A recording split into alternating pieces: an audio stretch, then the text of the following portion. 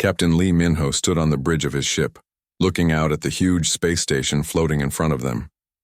The station was bigger than anything humans had ever built.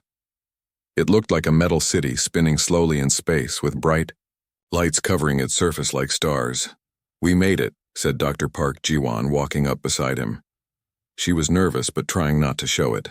50 years of waiting and we finally get to join the big family." Minho nodded but kept his face serious. He had been a space captain for 20 years, but this was the most important trip of his life. His ship, the Soul's Pride, carried Earth's best diplomats to meet with alien races from across the galaxy. Today, humans would finally join the Galactic Council. "Captain, we're getting a message from the station," called out Lieutenant Kim from the communications desk. "They want us to dock at Bay 7. "Take us in slowly," Minho ordered. "Let's not make any mistakes today." The ship moved toward the giant station. Through the windows, they could see other alien ships docked nearby. Some looked like metal fish, others like floating crystals. One ship was so big it could carry a whole city inside it. Ambassador Kim Dae-hyun came onto the bridge wearing his best diplomatic uniform. He was an older man with gray hair and kind eyes. He had spent his whole life studying alien cultures, preparing for this day. "Are you ready for this, Ambassador?" Minho asked. Kim Dae-hyun smiled. "As ready as anyone can be for meeting 12 different alien species at once. Dr. Park has taught me everything she knows about their customs." Dr. Park Ji-won looked worried. "I still think we should be more careful about the Vorthak. They're very different from the other species. Much more military." "They invited us here," Kim Dae-hyun said. "That means they want peace, right?" Minho wasn't so sure, but he kept quiet. The Vorthak were famous across the galaxy as great warriors. They had conquered many worlds and were feared by everyone. But they were also part of the Galactic Council, so maybe they had changed. The ship docked with a soft bump. Through the airlock came a group of aliens to welcome them. There was a tall, thin creature with blue skin and 4 arms. Next to it stood a floating ball of light that spoke with a musical voice. Behind them was something that looked like a walking tree. But the one that caught everyone's attention was the Vorthak representative. It was 8 feet tall, covered in green scales. That looked like armor. Its eyes were yellow and cold, and when it moved, every step made a heavy sound on the metal floor. "Welcome, humans," said the blue-skinned alien in perfect English. "I am Council Speaker Veltar. We are honored to meet Earth's representatives." Ambassador Kim Dae-hyun stepped forward and bowed politely. "Thank you for inviting us. We are excited to join the galactic community." The group of aliens led them through the station's halls. Everything was huge, built for creatures much bigger than humans. The walls were covered with writing in dozens of different alien languages. Strange smells filled the air, some sweet, some sharp, some impossible to describe. They entered a massive room shaped like an arena. 12 different sections were arranged in a circle, each one designed for a different alien species. The human section was small but comfortable, with chairs that fit human bodies. "The ceremony will begin soon," Speaker Veltar explained. "Each species will welcome you in their traditional way.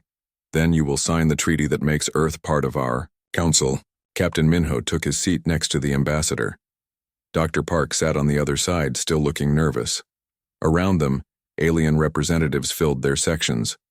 The Vorthak section was directly across from them, and Minho could see several of the big reptile creatures watching them with those cold yellow eyes. The ceremony began with music that sounded like nothing from Earth. Each alien species stood and welcomed the humans in their own language, then in English. Some gave gifts, strange crystals, metal sculptures, or living plants that glowed in the dark. Finally, it was the Vorthak's turn. A huge creature stood up from their section. He was even bigger than the others, with scars covering his scales and metal decorations that showed his high rank. "I am War Commander Sethkar of the Vorthak Empire," he said in a deep, rough voice. "We acknowledge the humans as new members of this council." The way he said it made it sound like he didn't really want them there. But Ambassador Kim Dae-hyun smiled and stood up. "Thank you, War Commander," he said. "We hope to learn much from the Vorthak's wisdom and strength." Speaker Veltar gestured toward the center of the room. Now we invite each species to greet the human representatives personally, as is our custom. One by one, the aliens approached the human section. The blue-skinned ones touched foreheads with the humans. The tree-like creatures shared a drink that tasted like flowers. The floating lights played a short song. Then War Commander Sethkar approached. He walked slowly, his heavy feet making the floor shake slightly. Captain Minho noticed that other aliens stepped back when the Vorthak commander passed them. Ambassador Kim Dae-hyun stepped forward to meet him. He had practiced this moment many times, but now, standing in front of the huge alien warrior, he looked very small. "War Commander," Kim Dae-hyun said politely. "It is an honor to meet you." The Vorthak stared down at him without speaking. The room became quiet. Everyone was watching. Kim Dae-hyun did what felt natural to him, what humans had done for thousands of years when meeting someone new. He extended his right hand toward the alien warrior. "I offer friendship between our species," he said with a warm smile. For a moment, nothing happened. War Commander Sethkar looked at the extended hand like it was a weapon. His yellow eyes grew wide, then narrow. Around the room, other aliens began to whisper to each other in worried voices. Then the Vorthak commander did something that changed everything. He reached out with his own clawed hand and grasped the human ambassador's hand in what looked like a handshake. The moment their hands touched, the room erupted in chaos. The Vorthak section exploded with angry roars and hissing sounds. War Commander Sethkar jerked his hand away like he had been burned. His scales seemed to darken with rage. "Impossible," he roared. "You dare challenge the Vorthak Empire to blood combat?" Ambassador Kim Dae-hyun stepped back in confusion. "I don't understand. I was just offering friendship." "Friendship?" Sethkar's voice was like thunder. "You grabbed my hand without ritual preparation, without ceremony. You have declared war." "On the greatest warriors in the galaxy," Dr. Park Ji-won rushed forward. "Please, there's been a misunderstanding. In human culture, shaking hands means peace, not war." But the Vorthak commander was already turning away. "Your species has chosen combat over submission, so be it." He looked back at the confused humans. "Prepare yourselves, humans. You have awakened the wrath of the Vorthak Empire. We will show you what happens to those who challenge us." The other Vorthak representatives were already leaving, their angry voices echoing through the great hall. Other alien species began backing away from the humans, fear in their strange eyes. Speaker Veltar rushed over to the human group. "You must leave immediately," he said in a panicked voice. "When the Vorthak declare blood combat, they do not stop until their enemy is destroyed. Your species has just declared war on the most dangerous military force in the galaxy." Captain Minho grabbed Ambassador Kim's arm. "We need to get back to the ship right now." As they hurried through the station's halls, Dr. Park tried to explain to anyone who would listen that it was all a mistake. But the other aliens were already running to their own ships.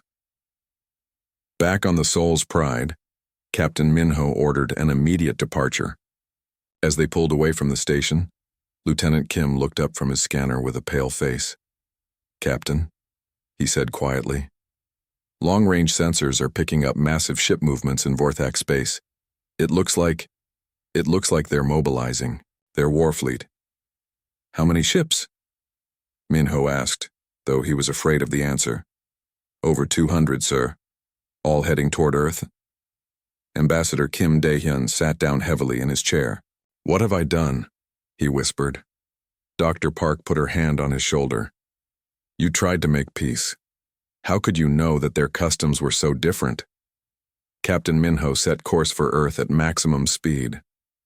"We need to get home and warn everyone. We just declared war on the galaxy's deadliest species, and they're coming for us."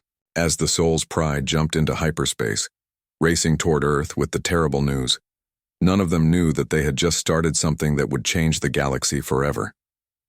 Behind them, the greatest war fleet in galactic history was preparing to destroy humanity. The handshake that was meant to bring peace had instead brought war, and Earth had only days to prepare for the fight of their lives. Admiral Choi Seung-min stood in the war room deep under the mountains of Colorado. Red lights flashed on every wall screen showing the same terrible message. Galactic threat level, maximum. He had been Earth's top military commander for 15 years, but nothing had prepared him for this moment. The Soul's Pride had arrived just 6 hours ago with news that changed everything. Humanity was now at war with the most powerful military force in the galaxy, and they didn't even know why. "How long do we have?" Admiral Choi asked Captain Lee Minho, who stood at attention despite looking exhausted from the emergency flight. "Home. Our best estimate is 72 hours, sir," Minho replied. "The Vorthak fleet was mobilizing when we left. Their ships are faster than ours." Admiral Choi turned to the large screen showing Earth's pathetic defenses. 47 combat ships floated in orbit around Earth and Mars. Most of them were old cargo ships with missiles bolted to their sides. Against a real military, they would last maybe 10 minutes. "Captain Yoon Haeun," the admiral called to a young woman sitting at a computer terminal. "Tell me everything we know about the Vorthak Empire." Captain Yoon stood up straight. She was small and quiet, but her mind was the sharpest in Earth's intelligence service. For years she had studied every alien race in the galaxy, hoping humanity would one day meet them as friends. Now that knowledge might be the only thing that could save them. "The Vorthak Empire controls 30 star systems," she began, her voice steady despite the terrible news she was sharing. "They have over 2,000 warships of various sizes. Their technology is at least 300 years ahead of ours." She pressed a button, and the screen filled with images of Vorthak ships. They looked like giant metal sharks with weapons, covering every surface. The smallest ones were twice the size of Earth's biggest battleship. Their soldiers are 8 feet tall and weigh over 400 pounds each. Captain Yoon continued. "They have natural armor plating that can stop small bullets. Their bones are 3 times denser than human bones, making them incredibly strong." Engineer Bae Sunho, a man with tired eyes and grease-stained clothes, stood up from his corner table. "What about their weapons?" "Plasma cannons that can melt through our best armor like butter," Captain Yoon replied. "Energy shields that can absorb nuclear explosions, and something called void torpedoes that can destroy entire cities with one shot." The room fell silent. Everyone was thinking the same thing. "How do you fight an enemy like that? There's more," Captain Yoon said quietly. "The Vorthak have never lost a war, not once in over 500 years. They have conquered 17 different alien species. Some surrendered immediately when they saw the Vorthak fleet. Others fought and were completely destroyed."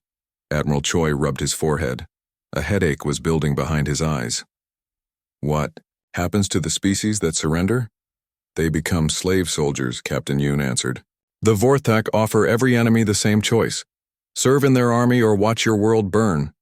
Most choose to serve." "How many slave soldiers do they have?"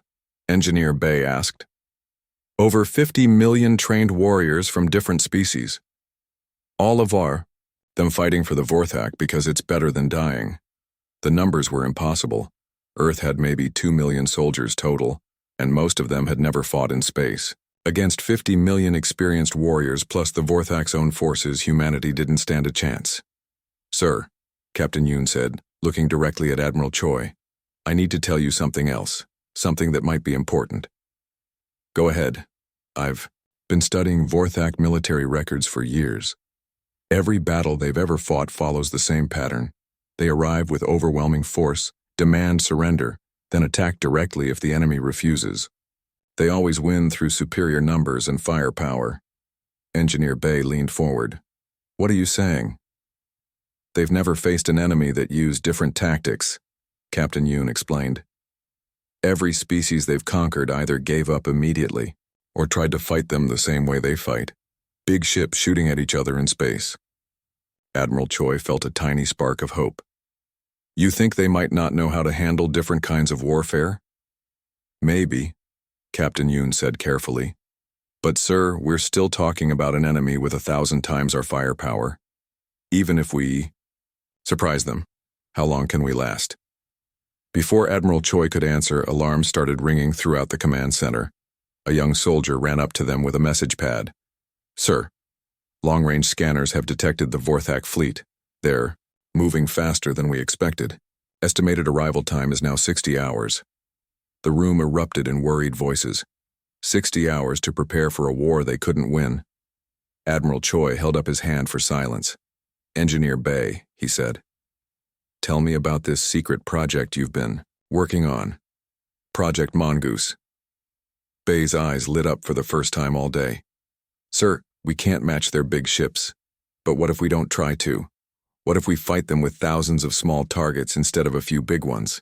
He moved to a wall screen and pulled up blueprints for something that looked like a metal wasp the size of a small car.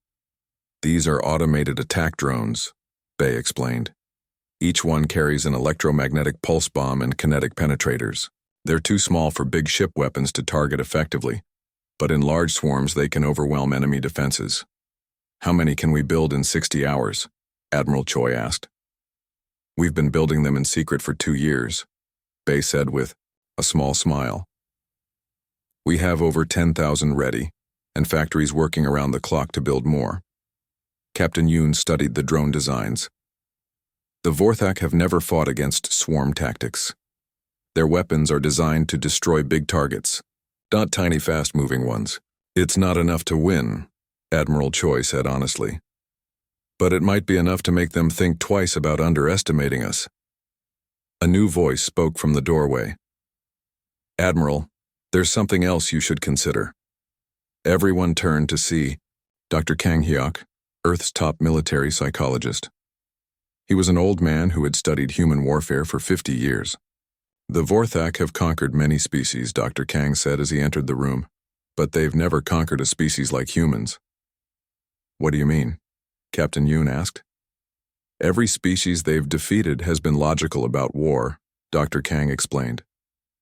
"They fought for territory, resources, or survival. When the cost became too high, they surrendered." He moved to the center of the room and everyone could see the fire in his old eyes. "But humans are different. We fight for ideas, for freedom, for our families, for things that can't be measured or bought. The Vorthak have never faced an enemy that would rather die than give up their way of life." "You think that matters against plasma cannons and void torpedoes?" Engineer Bay asked. "I think it matters more than you know," Dr. Kang replied. "The Vorthak are used to enemies who calculate the odds and surrender when defeat becomes certain. They don't understand enemies who keep fighting even when victory is impossible." Admiral Choi looked around the room at his small team of advisors. They were smart, dedicated people, but they were so few against such a huge enemy. "All right," he said finally. "We can't win a fair fight, so we won't fight fair. Captain Yoon, I want you to find every weakness in Vorthak tactics. Engineer Bai, get those drone swarms ready. Dr. Kang, start planning psychological warfare operations." "What about our ships?"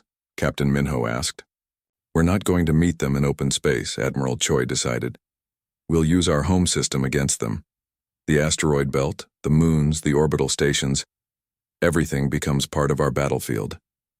"Sir," Captain Yoon said quietly, "even with all of that, our chances are still almost zero." Admiral Choi nodded. "I know, but almost zero is better than absolutely zero.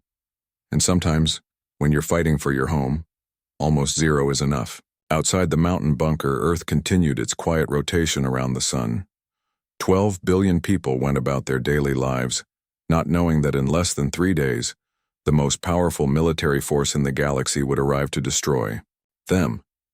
But in the command center, 50 of Earth's best minds worked frantically to find a way to achieve the impossible.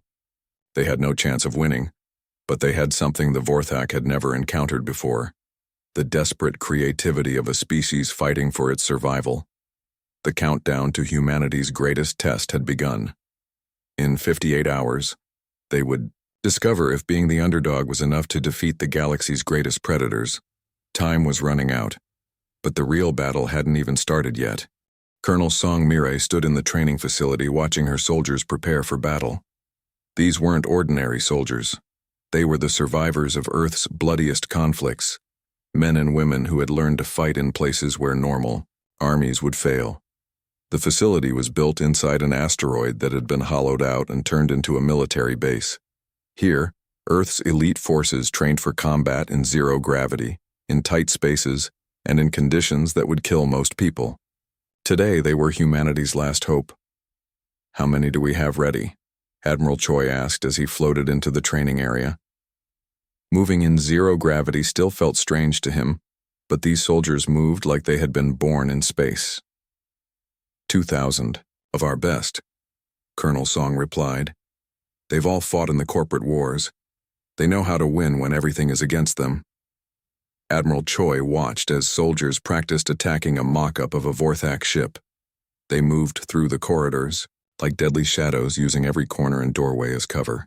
Their weapons were smaller than what the Vorthak carried, but they knew exactly how to use them. Tell me about the corporate wars, the Admiral said. He had heard stories, but he wanted to understand what made these soldiers special. Colonel Song's face grew hard. 5 years of fighting between the big companies for control of the asteroid mines. No rules, no mercy, no surrender. We learned to fight enemies who had better weapons, more money, and bigger armies. She pointed to Sergeant Oh Tae-jin, who was teaching a group of young soldiers how to plant explosives. Sergeant Oh held a mining station for 3 weeks against 500 corporate soldiers. He had 20 men and no supplies. He won by making the station itself into a weapon. How? Admiral Choi asked. He turned off the artificial gravity and cut the air supply to different sections. The corporate soldiers were used to fighting on planets with normal gravity and air. In space, with no gravity and limited air, they panicked. Oh's team picked them off one by one. Admiral Choi was beginning to understand. You're saying we know how to fight in conditions that other species can't handle. Exactly, Colonel Song said. Earth is what scientists call a death world. Our planet is more dangerous than most aliens can imagine. We have storms that can level cities, earthquakes that crack continents, and weather that changes from freezing to boiling in hours. She led him to a wall covered with pictures of Earth's most extreme environments. Frozen wastelands, burning deserts, deep ocean trenches, and towering mountain ranges that would kill most alien species just by being there. Every human alive is descended from people who survived all of this, she continued. We evolved to adapt, to endure, and to keep fighting when any reasonable species would give up. Dr. Kang Hyuk joined them, carrying a thick folder of research papers. Colonel Song is right, Admiral. I've been studying the psychological profiles of every species the Vorthak have conquered. They all share one thing in common. What's that? Admiral Choi asked. They're all logical about warfare, Dr. Kang explained. When they calculate that victory is impossible, they surrender. It's the smart thing to do, the reasonable thing. He opened his folder and showed them charts comparing different alien species. But humans don't fight logically. We fight emotionally. We fight for abstract ideas like freedom, honor, and justice. We fight for people we love even when we know we can't save them. Admiral Choi thought about that. You're saying the Vorthak don't understand enemies who won't give up. They don't just not understand it, Dr. Kang said. It terrifies them. I've been analyzing their military communications from previous wars. Whenever an enemy fought longer than expected, the Vorthak became confused and angry. Colonel Song nodded. Fear makes even the strongest warrior make mistakes. A communication alert sounded through the base. Engineer Bae Sun-ho's voice came over the speakers. All senior staff to the main briefing room. We have new developments. The briefing room was carved out of solid rock in the center of the asteroid. When Admiral Choi arrived, he found Engineer Bae standing next to a holographic display showing thousands of small objects floating in space. Gentlemen, ladies, Bae began with excitement in his voice. Project Mongoose is ready. We now have 15,000 attack drones positioned throughout our solar system. The hologram zoomed in to show one of the drones. It looked like a mechanical wasp with folded wings and a pointed tail. Despite its small size, it was covered with sensors and weapon ports. Each drone carries an EMP bomb designed to disable Vorthak electronics, Bae explained. They also have kinetic penetrators, basically very fast metal spikes that can punch through armor. Captain Yoon Haeun studied the display carefully. How do they work together? Swarm intelligence, Bae replied proudly. Each drone can think for itself, but they also communicate with nearby drones. When they attack, they coordinate like a hive of angry bees. He pressed a button, and the hologram showed hundreds of drones attacking a simulated Vorthak ship. They came from all directions at once, too many and too fast for the ship's weapons to stop them all. The Vorthak have never faced anything like this, Bay continued. Their weapons are designed to fight big ships, not tiny swarms. What about their shields? Admiral Choi asked. That's the beautiful part, Bay said with a grin. Their energy shields are designed to stop large projectiles like missiles and plasma blasts. But our drones are too small to trigger the shields properly. They can slip through gaps that the shield generators can't cover. Colonel Song looked impressed. It's like fighting a giant with 1,000 tiny knives instead of one big sword. Exactly, Bay said. And once enough drones get through their shields, the EMP bombs will disable their electronics. Their ships will be blind and helpless. Dr. Kang was taking notes rapidly. This fits perfectly with human psychological warfare. The Vorthak are used to enemies they can see and understand. A swarm of tiny attackers will be outside their experience. There's more, Bay continued. I've been working with Captain Lim Ji-hoon on stealth tactics. Show them, Captain. Captain Lim stepped forward. He was a quiet man with sharp eyes who commanded one of Earth's most advanced ships. We've modified 12 of our fastest ships with new stealth technology. We can hide in asteroid fields behind moons anywhere the Vorthak won't expect us. He activated another hologram showing the solar system. Red dots marked where Vorthak ships were expected to arrive. Blue dots showed where human forces were hidden. We won't meet them in open battle, Captain Lim explained. Instead, we'll hit their supply ships, their communications relays, their scouts. We'll make them afraid to send small groups anywhere. Guerrilla warfare in space, Colonel Song said, approvingly. Make the enemy paranoid and jumpy. The key is that we never fight fair, Dr. Kang added. Every engagement has to be on our terms when we choose where we choose. Admiral Choi studied all the displays. Slowly, he was beginning to see how it might work. Not victory, but maybe something else. Maybe survival. What about their main fleet? He asked. All of this is useful against smaller groups, but they're coming with over 200 warships. Engineer Bay's grin got wider. That's where the real surprise comes in. We're not going to hide from their main fleet.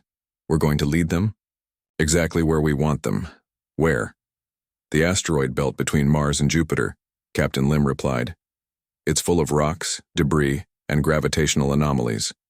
Perfect for small ships that know the area. Terrible for big ships that don't. Colonel Song was nodding as she understood the plan. We turn our own solar system into a maze. They have to follow our path or risk getting lost in the asteroids. And all along that path, Bay added, we'll have drone swarms, stealth ships, and automated weapons platforms waiting for them. Dr. Kang looked up from his notes. Psychologically, this is perfect. The Vorthak expect to arrive at Earth and find us cowering in fear. Instead, they'll find empty space and no clear enemy to fight. Confusion leads to frustration, Colonel Song said.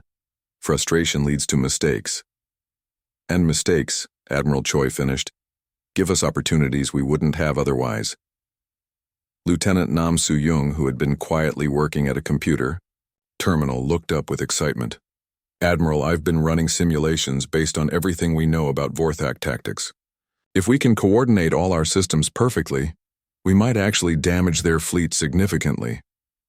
Define significantly, Admiral Choi said. Maybe 20% casualties before they reach Earth, she replied.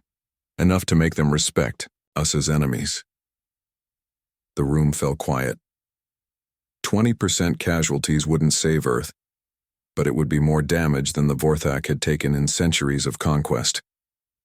There's something else, Dr. Kang said quietly.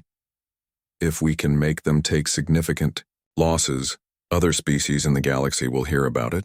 Species that are currently enslaved by the Vorthak might start to think that rebellion is possible.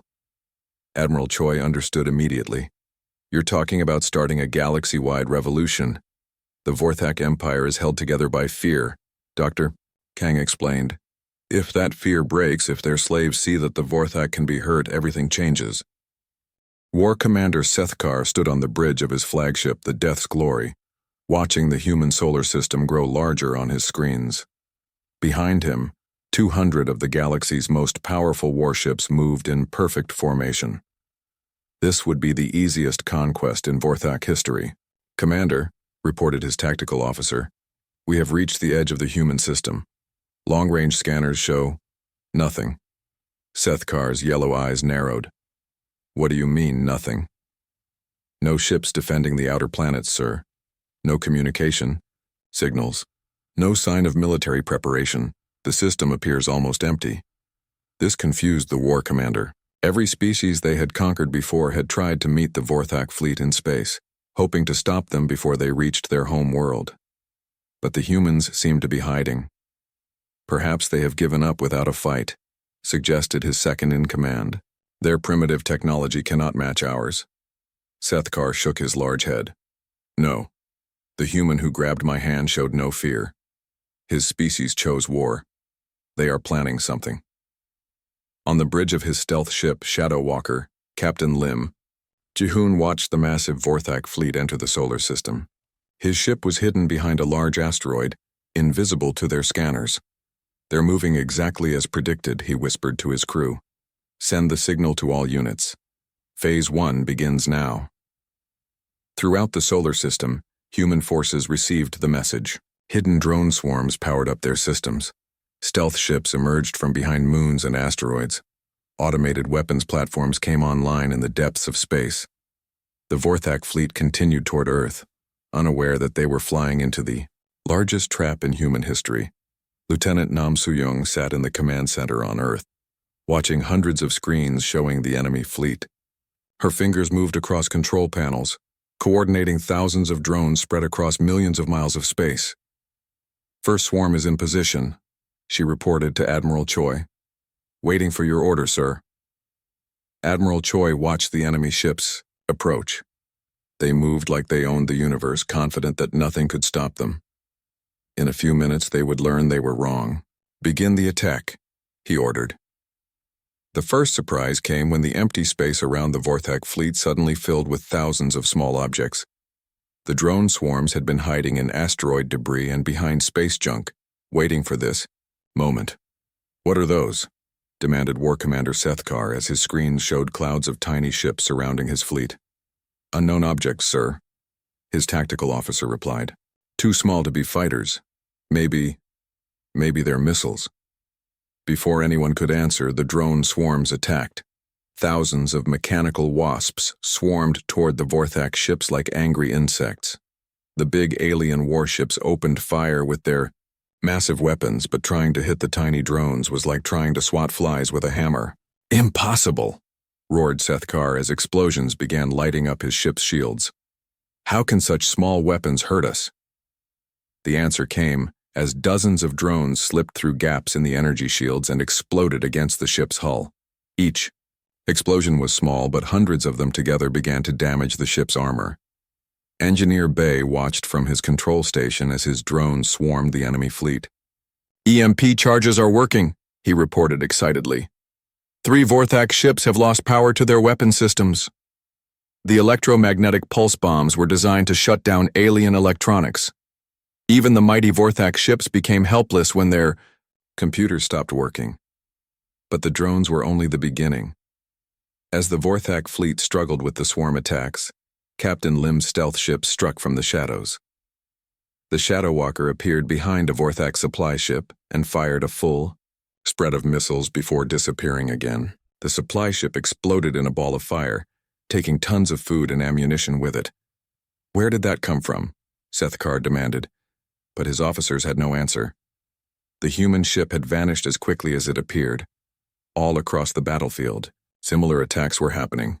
Human stealth ships would appear, strike fast, and disappear before the Vorthak could respond. They targeted supply ships, communication relays, and scout vessels. Never the big warships they couldn't defeat. Dr. Kang Hyuk watched the battle from Earth, taking notes on Vorthak behavior. "Look at their formation," he told Admiral Choi. "They're starting to bunch up, trying to protect each other. That's fear." He was right. The Vorthak fleet, which had spread out confidently when they entered the system, was now pulling together into a tight defensive formation. For the first time in centuries, they were afraid. "Commander," called the Vorthak tactical officer. "We're being attacked from multiple directions. Our shields are failing on 12 ships. Communication with the outer squadrons has been cut." War Commander. Sethkar felt something he had never experienced before: doubt. His mighty fleet was being hurt by enemies he couldn't see or catch. This wasn't how war was supposed to work. "All ships advance toward the human homeworld at maximum speed," he ordered. "We'll end this quickly." But the humans weren't finished. As the Vorthak fleet moved deeper into the solar system, they flew directly into the asteroid belt between Mars and Jupiter. Here, Captain Yoon's intelligence work paid off perfectly. "The asteroids are interfering with their sensors," reported Lieutenant Nam. "They can't track our ships effectively." Hidden among the space rocks were dozens of automated weapons platforms. As the Vorthak fleet entered the asteroid field, these platforms opened fire with everything they had. The alien ships found themselves under attack from all sides by enemies they couldn't locate.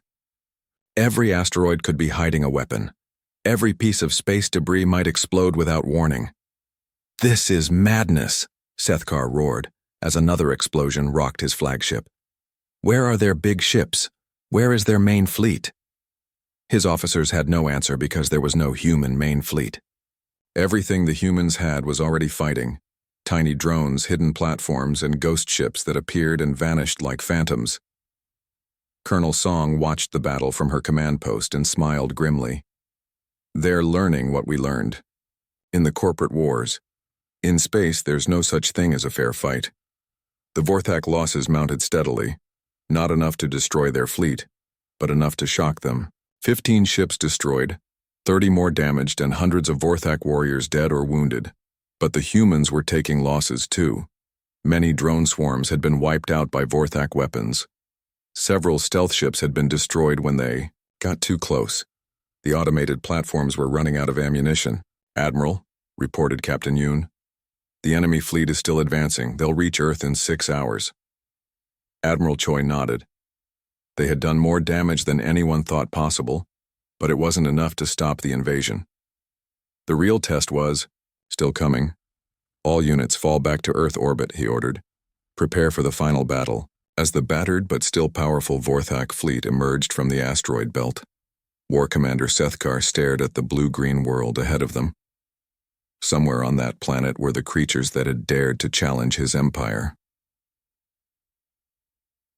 "Prepare the invasion force," he commanded. "I want to meet these humans face to face." But before the landing could begin, his communications officer received a message that changed everything. "Commander, emergency transmission from Vorthak space. Our core worlds are under attack." Sethkar spun around. "What? Who would dare attack our home systems?" It's the slave species, sir.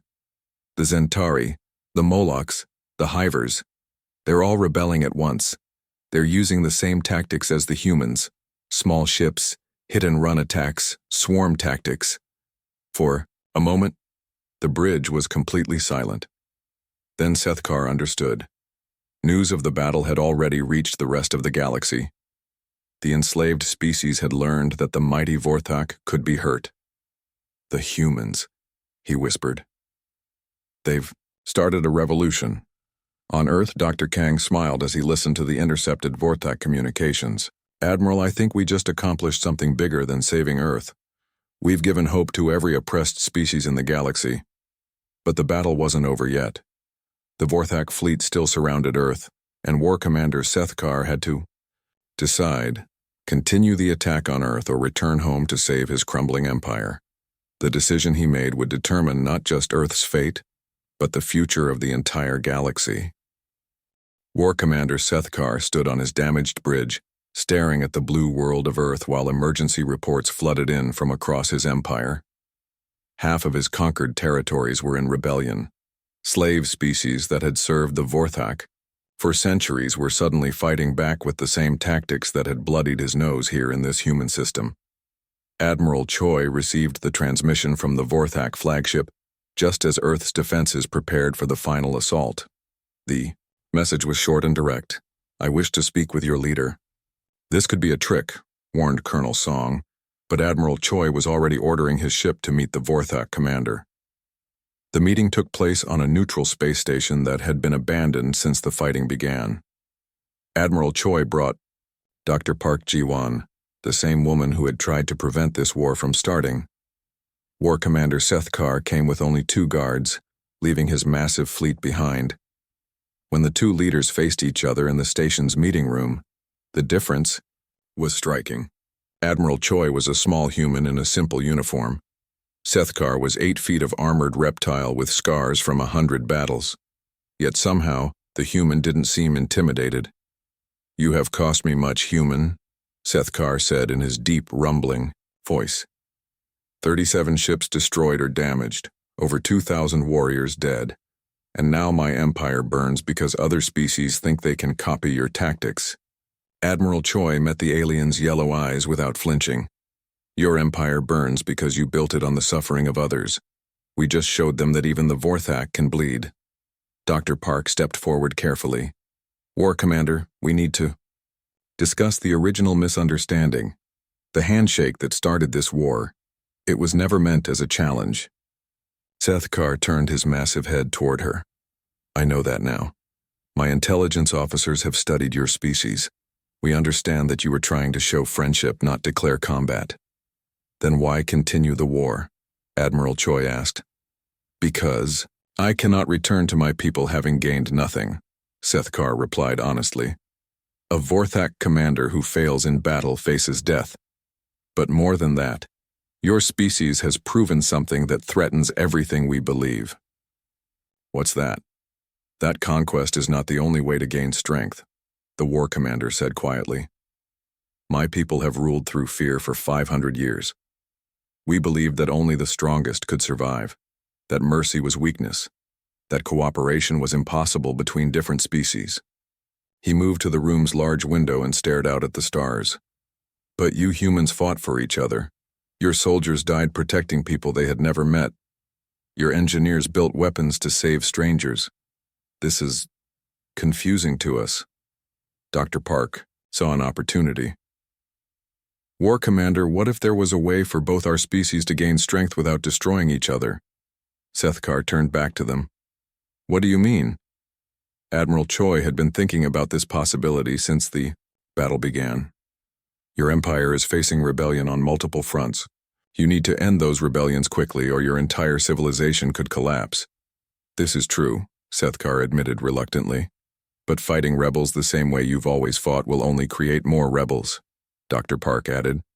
"Every time you destroy a world to stop a rebellion, 10 more worlds will wonder if they're next." "What are you suggesting?" the war commander asked. Admiral Choi took a deep breath. What he was about to propose would sound crazy to many people, but it might be the only way to save both species. "An alliance," he said simply. "Humans help you negotiate with the rebel species. We teach you how to solve conflicts without destroying everything. In return, you teach us about galactic technology and help Earth join the interstellar community as equals." Seth Carr's eyes widened.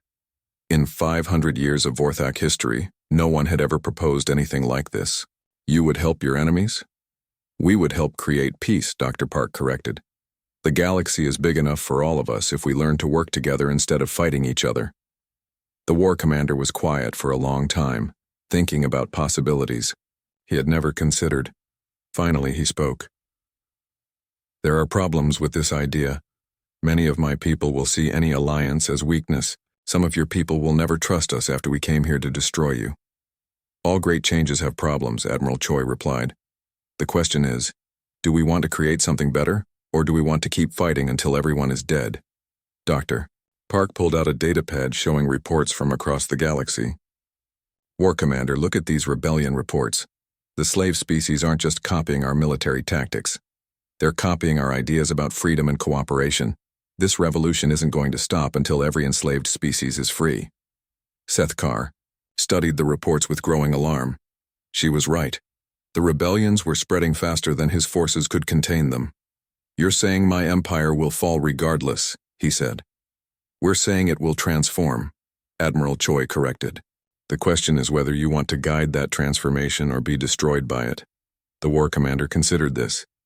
Everything he had been taught said that showing weakness led to death. But everything he had learned in this system suggested that cooperation might lead to strength. What would this alliance look like, he asked finally. Dr. Park smiled. Human diplomats would help you negotiate with rebel species. Instead of crushing rebellions, we'd help you turn rebels into partners.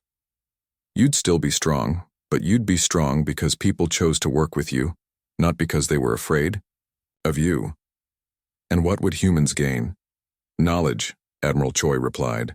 Technology, access to the galactic community, and most importantly, peace. Sethkar was quiet again, wrestling with ideas that challenged everything he had ever believed. Finally, he made his decision. I will propose this alliance to my government, he said. But there must be conditions. Humans must prove they can truly help end these rebellions peacefully. And if this fails, if cooperation proves to be weakness, then we go back to fighting, Admiral Choi finished. But we'll never know if we don't try. The war commander nodded slowly. Very well. But first we must end the current fighting. My fleet will withdraw from your system. Your forces will cease attacks on my ships. We will announce a temporary ceasefire while negotiations continue. Dr. Park felt tears in her eyes. The war that had started with a misunderstood handshake might end with the first true alliance in galactic history. 6 months later, Ambassador Shin Woojin stood in the same council chamber where the war had begun. But now, everything was different. The Galactic Council had been reorganized from 12 ruling species to a cooperative assembly of over 50 worlds. The Vorthak Empire still existed, but it was no longer an empire of conquest. War Commander Sethkar, now calling himself Peace Commander, worked with human diplomats to help former slave species establish their own governments. Not everything was perfect. Some Vorthak still believed in the old ways and had to be convinced, or removed from power.